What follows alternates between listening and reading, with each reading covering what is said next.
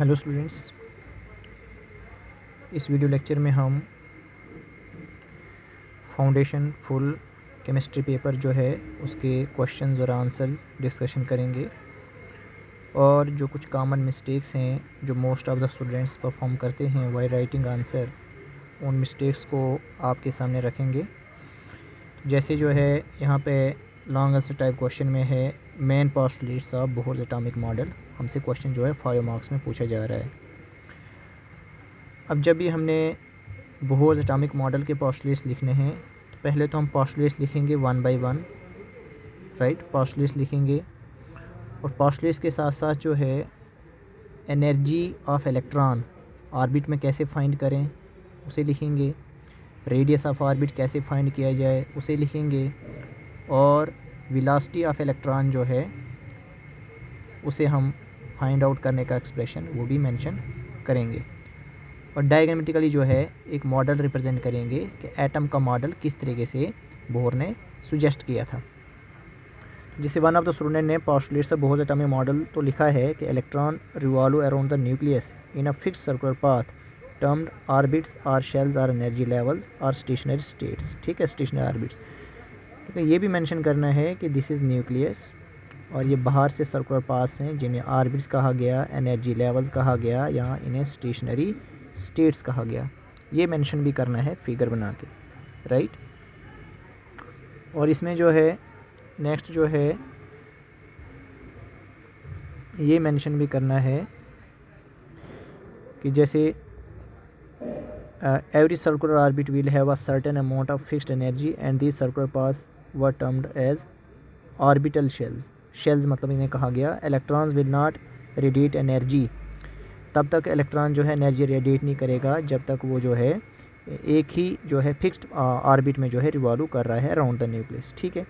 The different energy levels are denoted by integer such as, जैसे हम n का value 1 होगा फर्स्ट शेल के लिए, n का वैल्यू 2 होगा सेकंड शेल के लिए, n का वैल्यू 3 होगा थर्ड शेल के लिए एंड सो ऑन। और उन शेल्स के नाम भी जो हैं वो मेंशन किए गए हैं, राइट। जिस तरीके से उन्हें क्या कहा जाता है, KLMN शेल्स के नाम से उन्हें जो है नाम दिया जाता है, राइट। फर्स्ट सेकंड थर्ड और फोर्थ शेल्स, ठीक है, मेंशन किया है। अब इलेक्ट्रॉन जब अपनी लोवेस्ट एनर्जी स्टेट में प्रेजेंट है तो उसे ग्राउंड स्टेट कहते हैं, राइट। बहुत सारे स्टूडेंट ने जो है इस पॉइंट को मेंशन नहीं किया है, राइट, कि ग्राउंड स्टेट क्या होता है, एक्साइटेड स्टेट क्या होता है। ये पॉइंट्स मेंशन करने हैं। जिन बच्चों ने मेंशन नहीं किया है तो वो इस वीडियो लेक्चर को सुनने के बाद जो है अपने आंसर को ऑब्जर्व करेंगे कि क्या हमने ये पॉइंट्स मेंशन किए हैं या नहीं किए हैं, राइट। एक्साइटेड स्टेट भी मेंशन करेंगे कि इलेक्ट्रॉन एक्साइटेड स्टेट में कब होता है, कब उसे हम एक्साइटेड स्टेट कहते हैं, राइट। तो इसके बाद देखिए यहाँ तक ये लिखा है आंसर इस क्वेश्चन का। तो जो मैंने कहा कि फिगर को रिप्रेजेंट नहीं किया है और एनर्जी ऑफ इलेक्ट्रॉन कैसे फाइंड किया जाए उसके लिए एक्सप्रेशन वो भी मेंशन करना है आपको, राइट। रेडियस ऑफ ऑर्बिट कैसे फाइंड आउट किया जाए वो भी आपको मेंशन करना है पोस्टुलेट्स में। और वेलोसिटी ऑफ द इलेक्ट्रॉन वो भी आपको यहाँ पे मेंशन करना होगा। फिर आपका ये क्वेश्चन 5 मार्क्स में कंप्लीट होता है, राइट। तो जो ये आंसर यहाँ पे लिखा है इसमें जो है 3 मार्क्स ही मिलेंगे और 4 मार्क्स ही मिलेंगे, 5 मार्क्स इतने से आंसर में नहीं मिलेंगे, राइट। अब देखिए सेकंड क्वेश्चन जो है लॉ ऑफ मास सेक्शन से अटेम्प्ट किया है। तो अब लॉ ऑफ मास सेक्शन में state and explain law of mass section and drive the expression of equilibrium constant. अब सबसे पहले हमने स्टेटमेंट लिखना है। स्टेट का मतलब स्टेटमेंट लिखना है। स्टेटमेंट लिखने के बाद लॉ ऑफ मास सेक्शन को हमने जो है एक्सप्लेन करना है, राइट। और उसके बाद उसके लिए हमने एक्सप्रेशन लिखनी है इक्विलिब्रियम कांस्टेंट के लिए, राइट। तो देखिए अब इसका आंसर जो है किस तरीके से लिखा है।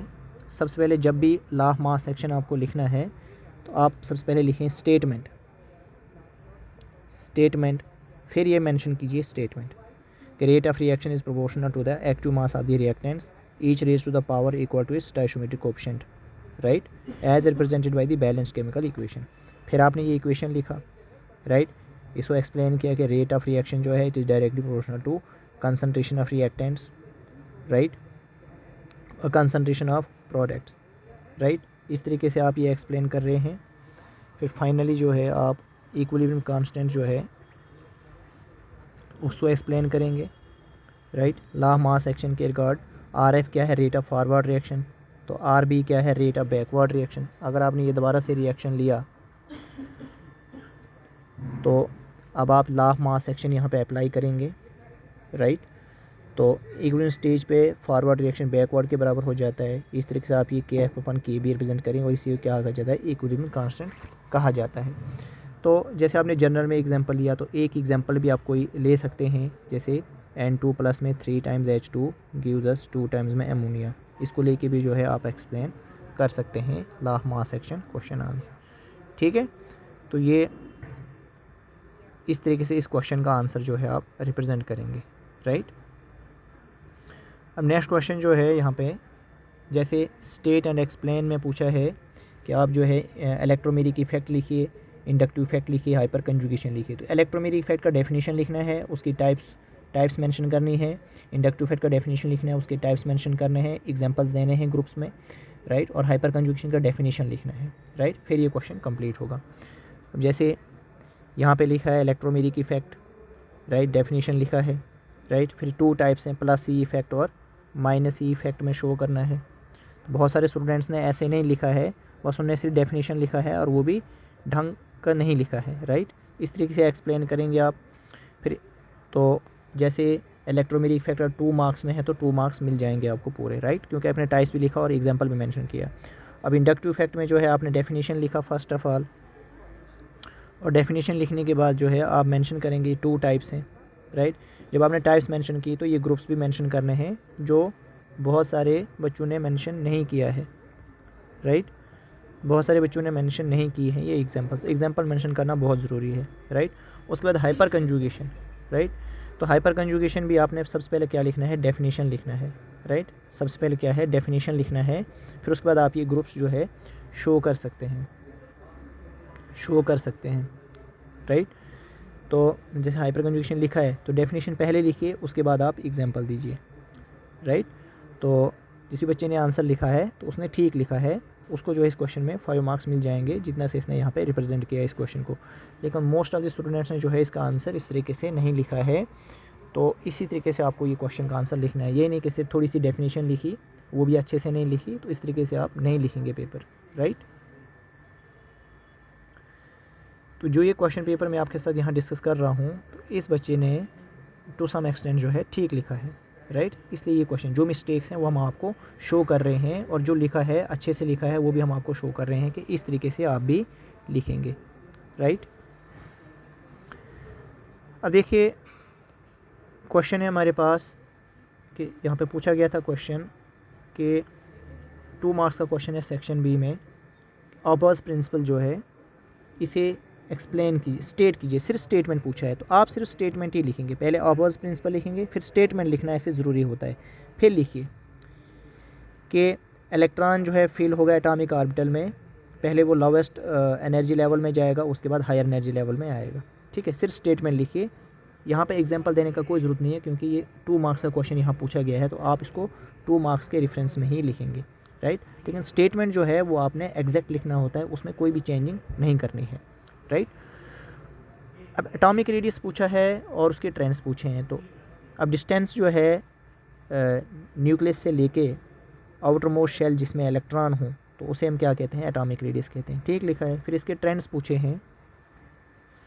अब ट्रेंड्स जैसे लिखा है कि जो एटॉमिक रेडियस है it generally decreases as you move from left to right, ठीक है, across the period due to increasing nuclear charge, ठीक है, and increases as you move down the group due to increasing number of electron shells, atomic number बढ़ता है तो shells भी बढ़ते हैं। तो इस क्वेश्चन में आपको इतना ही आंसर लिखना है, तो इस तरीके से आप रिप्रेजेंट करेंगे क्योंकि ये 2 मार्क्स का क्वेश्चन है और आपको कहा है कि आपको जो है 30 to 40 वर्ड से ज़्यादा लेंथ नहीं होना चाहिए, 30-40 वर्ड्स ही बन जाते हैं, तो इसलिए आप आंसर इस तरीके से लिखेंगे। अब जैसे यहाँ पे hence law of constant heats mission पूछा है तो हीट कंटेंट जो सिस्टम का है वो कांस्टेंट रहेगा whether the reaction takes place in 1 step और मल्टीपल स्टेप्स। तो इसी तरीके से आप स्टेटमेंट लिखेंगे, लेकिन स्टेट बोला है तो आपको स्टेटमेंट लिखना है, लॉ का नाम लिखना है फिर स्टेटमेंट मेंशन करना है, तो इस तरीके से आप आंसर लिखेंगे। फिर जैसे आप एग्जांपल भी अगर दे रहे हैं तो ठीक है, एग्जांपल अगर आप दे रहे हैं तो इस तरीके से एग्जांपल भी ठीक है। अब एरोमेटिसिटी पूछा है और क्या नेसेसरी कंडीशंस हैं किसी भी कंपाउंड को एरोमेटिक होने के लिए, क्या कंडीशंस रिक्वायर्ड हैं। तो अब देखिए आपको जो है इस क्वेश्चन में सबसे पहले तो एरोमेटिसिटी का डेफिनेशन लिखना है, जो मोस्ट ऑफ द स्टूडेंट्स ने नहीं लिखा है। Property of conjugated cycloalkenes which enhances the stability of the molecule due to delocalization of electrons present in the pi orbitals. ठीक है, ये डेफिनेशन हो गया व्हाट इज एरोमेटिसिटी। फिर नेसेसरी कंडीशंस क्या होते हैं किसी भी कंपाउंड को एरोमेटिक होने के लिए। प्लानर होना चाहिए, कंजुगेटेड होना चाहिए, राइट, रिंग होनी चाहिए, साइक्लिक होना चाहिए, और 4n+2 पाई इलेक्ट्रॉन जो है फॉलो करना चाहिए। तो बिल्कुल एग्जैक्ट आंसर लिखा है अकॉर्डिंग टू क्वेश्चन। तो इस तरीके से क्वेश्चन जो है आप आंसर लिखा करेंगे, राइट।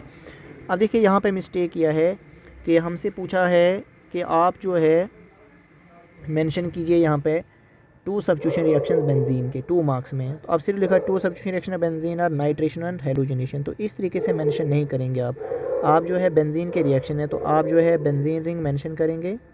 फिर बेंजीन में अगर हेलोजिनेशन है तो Cl2, अब किसकी प्रेजेंस में ये रिएक्शन होता है, एनहाइड्रस AlCl3, वो मेंशन करेंगे।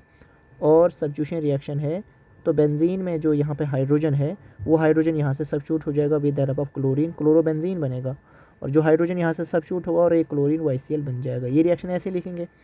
और नाइट्रेशन अगर आपने मेंशन किया है तो नाइट्रेशन के लिए आप क्या करेंगे, नाइट्रेशन के लिए बेंजीन आपने फिर से बनाया और बेंजीन में आप जो है नाइट्रिक एसिड HNO3, यहीं से इलेक्ट्रोफिल जनरेट होगा in presence of H2SO4 concentrated.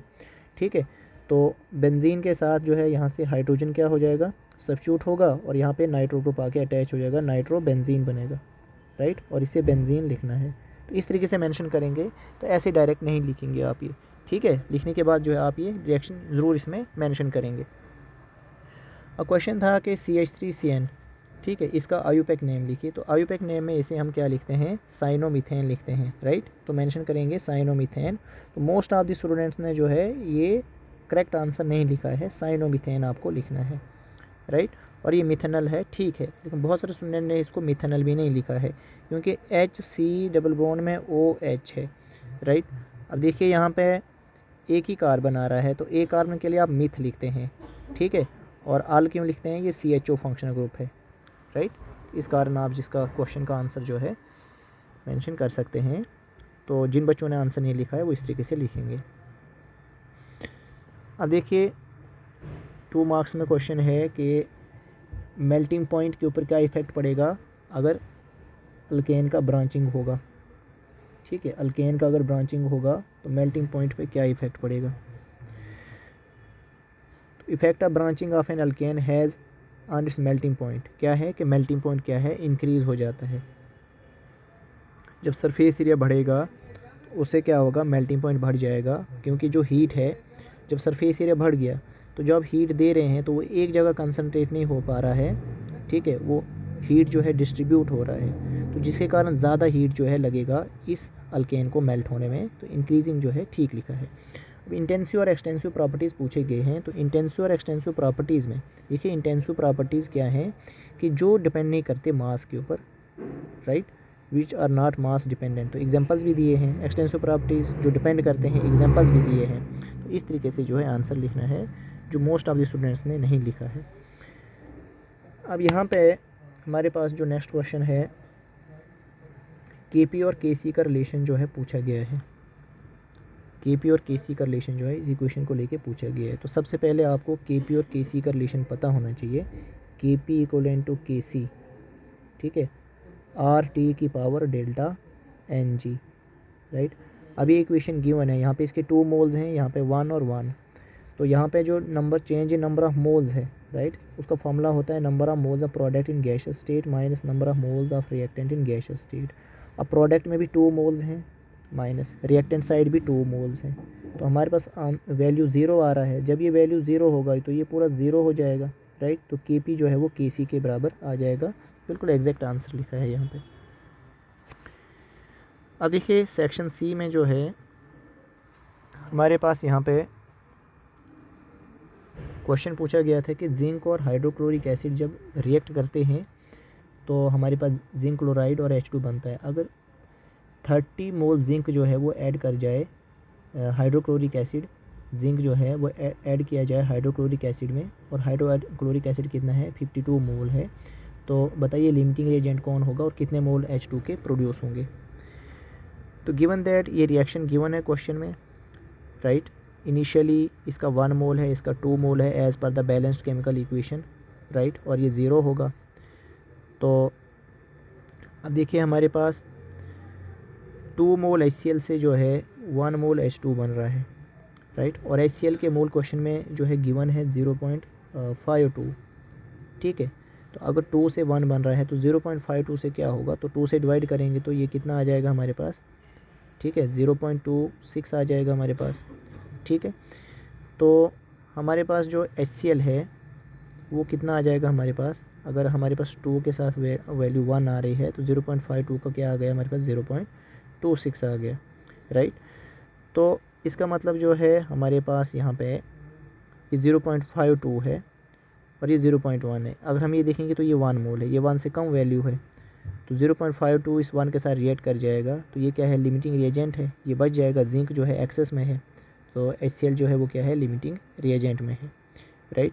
अब कितने मोल H2 प्रोड्यूस हो रहे हैं, तो उसके लिए आप जो है यहाँ पे फॉर्मूला रखेंगे, let the mole produced be x, तो इक्वल टू 0.52 डिवाइड बाई 2, तो x का वैल्यू यहाँ से जो है आप कैलकुलेट करेंगे 0.26 मल्टीप्लाई बाई 1, तो ये कितना आंसर आ जाएगा बस 0.26 जो है अप्रॉक्सीमेट आपका यहाँ पे आंसर आ जाएगा इस क्वेश्चन के लिए, राइट। अब देखिए इंपीरिकल फार्मूला और मॉलिक्यूलर फार्मूला, ठीक है, तो ये आंसर जो है इस तरीके से आप यहाँ पे लिखेंगे, मेंशन करेंगे। अब इंपीरिकल फार्मूला क्या होता है, मॉलिक्यूलर फार्मूला क्या होता है, एग्जांपल्स बताइए और इनका आपस में क्या रिलेशन है। तो अब देखिए सबसे पहले तो हम इंपीरिकल फार्मूला का डेफिनेशन लिखेंगे, राइट।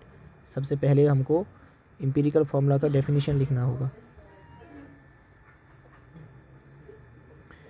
तो अब इंपीरिकल फार्मूला अगर हमने डेफिनेशन लिखा है कि ये क्या होता है, एक सिंपलेस्ट होल नंबर रेशो होता है एटम्स का।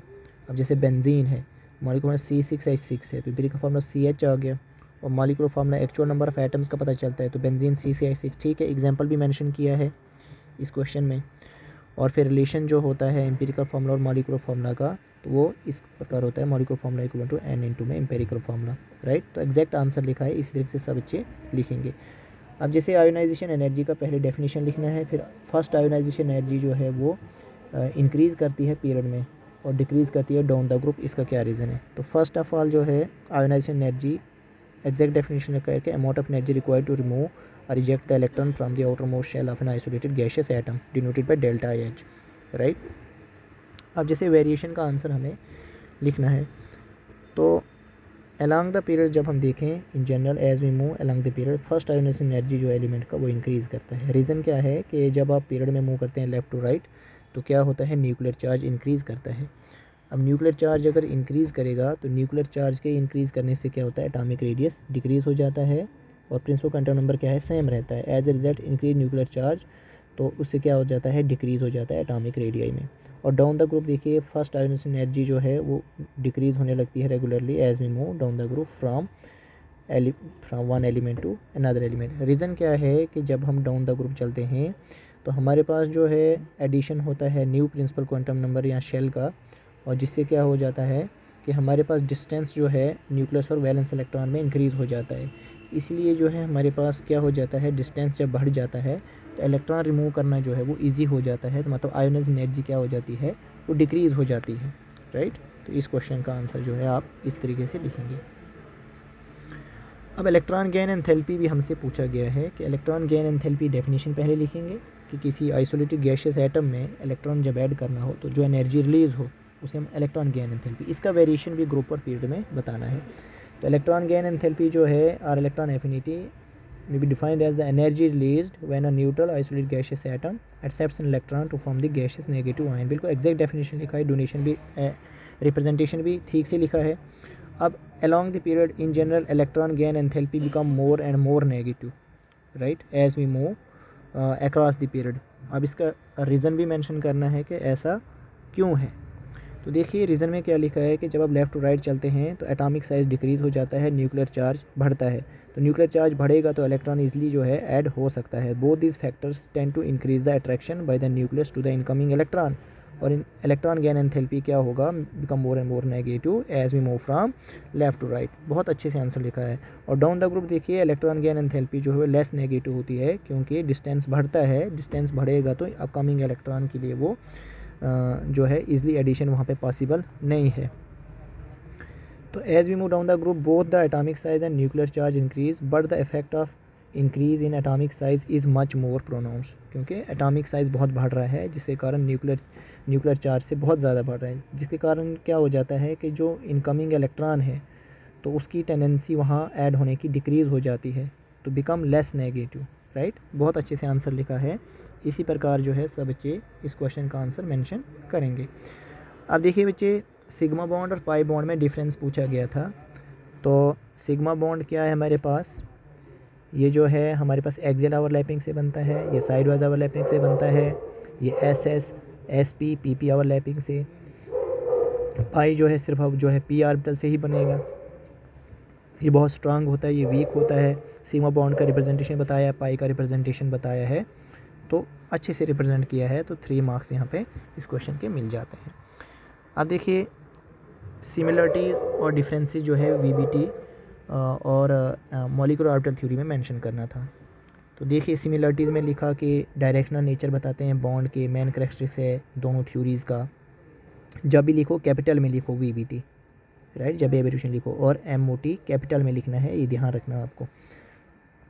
The two orbitals layer overlapping of the orbital develop bond with minimum energy, तो उसके बारे में बात करते हैं। Atomic charge develop between two atomic nucleus during bond formation, right, यहाँ पे बॉन्ड लिखना आपको, बॉन्ड फॉर्मेशन। ये सिमिलरिटीज़ मेंशन किए हैं। उसके बाद जो है आपने जो है यहाँ पे डिफरेंसेस मेंशन करने थे वीबीटी और एमओटी में। तो bonds are localised between one pair of atom, electron are delocalised, ठीक है। Bonds formed from overlap of atomic orbital और हाइब्रिड ऑर्बिटल बनते हैं। Atomic orbitals are combined to form molecular orbital बनते हैं यहाँ पे, ठीक है। तो सिग्मा बॉन्ड पाई बॉन्ड बन सकता है, creates bonding and antibonding molecular orbitals, ठीक है, ये डिफरेंस है। Required multiple structures to describe the resonance, right, accounts for resonance through molecular orbital. तो बहुत अच्छे से आंसर लिखा है। इस तरीके से सब बच्चे जो है इस क्वेश्चन का आंसर रिप्रेजेंट करेंगे, और ये बहुत इंपॉर्टेंट क्वेश्चन है। अब देखिए आयनिक बॉन्ड क्या होता है। आयनिक बॉन्ड जो है फॉर्म ऑफ केमिकल कनेक्शन, यहाँ पे ऐसे नहीं लिखना है, the bond which is formed by complete transfer of electron from one atom to another atom, ठीक है, उस तरीके से मेंशन करेंगे। और जो बॉन्ड मेटल और नॉन मेटल के बीच में बनता है ऐसे लिखेंगे। फिर एग्जांपल में आयनिक बॉन्ड से NaCl में बॉन्ड जो है आयनिक बॉन्ड होता है वो मेंशन करेंगे कि Na है, ये Cl है, इसके 7 वैलेंस इलेक्ट्रॉन हैं, इसने ये कम्प्लीटली इलेक्ट्रॉन इसको डोनेट किया, तो सोडियम के ऊपर पॉजिटिव चार्ज, क्लोरीन के ऊपर जो है क्या आ गया हमारे पास, नेगेटिव चार्ज आ गया। तो इस पॉजिटिव और नेगेटिव के बीच में क्या है, अट्रैक्शन लाई करता है, और हम आयनिक बॉन्ड को जो है डैश से रिप्रेजेंट नहीं करते हैं। इस तरीके से आप लिखेंगे ये डेफिनेशन। आयनिक बॉन्ड और कोवलेंट बॉन्ड में डिफरेंस क्या है। आयनिक बॉन्ड जो है कंप्लीट ट्रांसफर ऑफ इलेक्ट्रॉन से बनता है, कोवलेंट बॉन्ड जो है ये म्यूचुअल शेयरिंग से बनता है, राइट। तो आयनिक बॉन्ड जो है यहाँ पे जो कंपाउंड्स होंगे सॉलिड स्टेट में एग्जिस्ट करते हैं, यहाँ पे तीनों स्टेट्स में एग्जिस्ट करते हैं, मोस्टली लिक्विड्स और गैसेस, ठीक लिखा है। यहाँ पे मेल्टिंग पॉइंट में हाई होगा, यहाँ पे लो होगा, राइट, क्योंकि ये मॉलिक्यूल्स के अंदर होते हैं और वीक फोर्सेस होती हैं, ये सॉल्युबल होते हैं वाटर में और ये इनसॉल्युबल होते हैं वाटर में। तो ये क्वेश्चन जो है ठीक तरीके से रिप्रेजेंट किया है, सब बच्चे इस तरीके से ही आंसर लिखेंगे। अब फर्स्ट लॉ ऑफ थर्मोडायनेमिक्स जो है स्टेटमेंट पूछा है और उसका मैथमेटिकल रिलेशन पूछा है। तो सबसे पहले आपको स्टेटमेंट लिखना है, जहाँ पे भी स्टेटमेंट पूछा जाए स्टेटमेंट लिखना है। तो स्टेटमेंट ठीक लिखा है कि heat is supply to the system compare to doing work, then the quantity of heat absorbed by the system will be equal to the sum of the increasing energy of the system and the external work done. तो फिर इसका जो mathematical relation जो है आपने drive करके लाना है, राइट। डायरेक्ट जो है मैथमेटिकल इक्वेशन नहीं लिखना है, डेरिवेशन जिस तरीके से हमने आपको क्लास में समझाया है, ठीक है, नोट्स पे बताया है, तो ड्राइव करके आप जो है ये एक्सप्रेशन लाएंगे, ठीक है। तो इसका डेरिवेशन करेंगे आप। उसके बाद देखिए यहाँ पे ये ड्राइव करके लिखना है, क्योंकि क्वेश्चन में पूछा है कि हमारे पास यहाँ पे drive mathematical relation for it, right. तो इसको ड्राइव करके लिखेंगे। अब जैसे आयुपेक नेम है, बहुत सारे बच्चों ने ये क्वेश्चन जो है रॉन्ग लिखा है। अब CH3CN है, इसका आयुपेक नेम आप जब लिखेंगे तो साइनोमीथेन लिखेंगे, राइट, मिथाइल साइनाइड नहीं लिखेंगे, साइनोमीथेन लिखेंगे। और जैसे ये कंपाउंड है यहाँ पे OH जिस तरीके से यहाँ पे ये है आप मेंशन करेंगे CH2 यहाँ पे भी CHO, यहाँ पे भी CHO। अब CHO का कार्बन जो है वो चेन में काउंट होता है 1 2 3 4, तो क्या आ जाएगा, ये ब्यूटेन आ जाएगा, ब्यूटेन 1,4 डाइअल, ठीक है 1,4। तो ठीक लिखा है, बहुत सारे बच्चों ने नहीं लिखा है आंसर। और जैसे लास्ट कंपाउंड जो है हमारे पास CH3 CH2 CH double bond में CH2, नंबर यहाँ से करेंगे 1 2 3 4, तो ये ब्यूटवानीन है, राइट। इस बच्चे ने लिखा है, लेकिन बहुत सारे बच्चों ने ये आंसर नहीं लिखा है। तो आईयूपैक नॉमेनक्लेचर के रूल्स, बेसिक रूल्स के अकॉर्डिंग के क्वेश्चन है, कुछ ज़्यादा टिपिकल क्वेश्चंस नहीं पूछे जाते हैं, राइट। तो ये ध्यान रखिएगा, इस तरीके से ये सॉल्यूशंस आपको लिखने होंगे बच्चे, ठीक है। अब देखिए नेक्स्ट क्वेश्चन जो है सेक्शन ए में जाते हैं। सेक्शन ए में देखिए, सेक्शन ए में हम जो है आपके साथ बच्चे यहाँ पे एक्सप्लेन कर रहे हैं कि जैसे मल्टीपल प्रोपोर्शन का पूछा गया है कि जब नाइट्रोजन ऑक्सीजन कंबाइन करेंगे तो वो जो है बहुत सारे ऑक्साइड्स बनेंगे नाइट्रोजन के। तो ये बात ट्रू है, क्योंकि नाइट्रोजन और ऑक्सीजन कंबाइन करके हमारे पास N2O भी बनता है, NO2 भी बनता है, N2O4 भी बनता है, N2O5 भी बनता है। तो बहुत सारे ऑक्साइड्स बनते हैं नाइट्रोजन के, तो ये बात करेक्ट है। अब which of the following has largest radius. अब जैसे NaCl मेंशन किया है, तो देखिए इसका आपको सबसे पहले लॉजिक समझना है कि हमारे पास एक एटम होता है, एक कैटाइन होता है और एक एनाइन होता है। एनाइन का size always larger than neutral atom, और कैटाइन का एटम न्यूट्रल एटम से भी कम होता है। अब जैसे ये क्वेश्चन था, यहाँ पे मैग्नीशियम 2+, ये यहाँ पे Na पॉजिटिव Cl नेगेटिव बनेगा, राइट। फर्स्ट ऑप्शन में क्या बनेगा, ये बनेगा हमारे पास Na पॉजिटिव Cl नेगेटिव, फिर हमारे पास मैग्नीशियम 2 पॉजिटिव है, फिर हमारे पास एल्युमिनियम है, फिर हमारे पास पोटेशियम है। अब पोटेशियम फोर्थ ग्रुप से है, इसके बारे में पहले सोचेंगे ही नहीं हम, राइट। अब एल्युमिनियम है हमारे पास, ये मैग्नीशियम है, ये थर्ड पीरियड से बिलोंग कर रहे हैं, राइट। अब जो कैटाइन है इसका साइज़ तो बिल्कुल कम है, राइट। इसका भी ज़्यादा नहीं हो सकता, सोडियम का भी ज़्यादा नहीं हो सकता, ये भी ज़्यादा नहीं, ये भी लार्जेस्ट नहीं हो सकता। अब उसके बाद एल्युमिनियम आ गया, ठीक है, ये भी आंसर में नहीं आएगा। अब इसमें और इसमें हमने देखना है, ये एनाइन है और ये न्यूट्रल एटम है। Although it belongs to fourth period and it belongs to third period, लेकिन ये एनाइन है, तो जो यहाँ पे इलेक्ट्रॉन का एडिशन हुआ है और ये Cl नेगेटिव आयन बना है, तो इलेक्ट्रॉनिक रिपल्शंस के कारण इसका जो रेडियस है वो इंक्रीज़ हो जाएगा as compare to this potassium. इसलिए यहाँ पे आंसर जो है Cl नेगेटिव के कारण जो है Cl आंसर आएगा यहाँ पे, राइट। अब जो नेक्स्ट क्वेश्चन है यहाँ पे कि किन किन एलिमेंट्स का कोवेलेंसी जो है वो ग्रेटर देन 4 है, तो फास्फोरस भी आता है और सल्फ़र भी आता है, दोनों मेंशन करने हैं, क्योंकि जैसे PCl5 का कंपाउंड भी एग्जिस्ट करता है, SF6 का भी एग्जिस्ट करता है, तो कोवेलेंसी ग्रेटर देन 4 है, राइट। और जो कोवेलेंट बॉन्ड है वो किसके बीच में, नॉन मेटल्स के बीच में ही बनता है। तो सल्फ़र और फ्लोरीन का बॉन्ड कोवेलेंट बॉन्ड है, फास्फोरस और क्लोरीन का बॉन्ड कोवेलेंट बॉन्ड है, राइट। और हमारे पास पूछा है रिलेशन क्या होगा del U और del H for this reaction. अब इस रिएक्शन में हमने देखना है, जो कि यहाँ पे मिस्टेक हो गया है इस बच्चे से भी। तो देखिए इस क्वेश्चन को आप कैसे परफॉर्म करेंगे बच्चों। जैसे ये क्वेश्चन है, आप देख रहे हैं, सबसे पहले आपको पता होना चाहिए कि del H equal to del U plus delta NgRT, ये रिलेशन होता है। अब ये जो इक्वेशन गिवन था आपके पास, A2 गैस प्लस में B2 gas gives us 2 times AB, तो मतलब कि ये हमारे पास यहाँ पे AB के 2 मोल्स हैं, ये 1 मोल है, ये भी 1 मोल है, राइट। तो अगर मुझे change in number of moles find करना है डेल्टा Ng, तो number of moles of product minus number of moles of reactant in gaseous state, तो ये 2 माइनस ये भी 2, कितना आ गया 0। जब ये टर्म 0 हो गया तो डेल्टा H जो है डेल्टा U के बराबर आंसर आएगा, delta H is equal to delta U। इस क्वेश्चन के लिए ये आंसर आना था यहाँ पे। रिड्यूसिंग एजेंट्स क्या होते हैं, रिड्यूसिंग एजेंट्स जो हैं, it is an agent in which oxidation number increase, और ये डोनर होता है इलेक्ट्रॉन का, ठीक है। आप ऐसे भी लिख सकते हैं, यहाँ रिड्यूसिंग एजेंट जो है, these are the substances which reduce other substances, right, जो रिड्यूस करते हैं दूसरे सबस्टेंसेस की। एक्चुअल में जिस सबस्टेंस का ऑक्सीडेशन होता है, राइट, ऑक्सीडेशन होता है, तो मतलब वो क्या हो रहा है, ऑक्सीडाइज हो रहा है, ऑक्सीडाइज हो रहा है, और वही एक्ट करता है रिड्यूसिंग एजेंट। और जिस सबस्टेंस का रिडक्शन हो रहा है, तो मतलब वो रिड्यूस हो रहा है और वही एक्ट करता है ऑक्सीडाइजिंग एजेंट, और ये एक्सेप्टर होता है इलेक्ट्रॉन्स का। तो इस तरीके से ये डेफिनेशंस करेक्ट लिखे हैं और आप इन डेफिनेशंस को लिख सकते हैं। अब जैसे ऑक्सीडेशन और reduction in terms of electrons लिखना आपने, तो जब भी आंसर लिखो तो शॉर्टकट में नहीं लिखना है, जो भी डेफिनेशन कंप्लीट लिखना है। जैसे ऑक्सीडेशन तो लिखेंगे it involves loss of electrons, और कंप्लीट लिखेंगे इलेक्ट्रॉन, शॉर्टकट में नहीं लिखेंगे, right. And reduction it involves the gain of electrons, right, it involves the gain of electrons. अच्छे से आंसर को रिप्रेजेंट करना है और पूरा लिखना है, शॉर्टकट आप कभी भी एग्ज़ाम में अप्लाई नहीं करेंगे, राइट। अब देखिए बच्चे, बहुत सारे बच्चों ने जो है इस क्वेश्चन को जो है रॉन्ग किया है और इस बच्चे ने इस क्वेश्चन को ठीक किया है। बहुत सारे बच्चों ने इसको CO कंसिडर किया है अपनी मनमर्जी से। तो कार्बोनेट आयन है, राइट। बहुत सारे बच्चों ने इसका आंसर नहीं लिखा है, मेजॉरिटी 99% बच्चों ने इसका आंसर करेक्ट नहीं लिखा था। तो देखिए कार्बोनेट आयन है, कार्बन का ऑक्सीडेशन नंबर पूछा है, तो कार्बन के लिए हम X रखेंगे प्लस 3 एटम ऑक्सीजन के इंटू में ऑक्सीजन का -2, ओवरऑल चार्ज है -2। तो x - 6 equal to -2, x equal to -2 plus में 6 आएगा बच्चों, तो x इक्वल टू +4, तो +4 आंसर आना था। सब बच्चों ने +2 लिखा था और ये क्वेश्चन इस तरीके से कंसिडर नहीं किया था।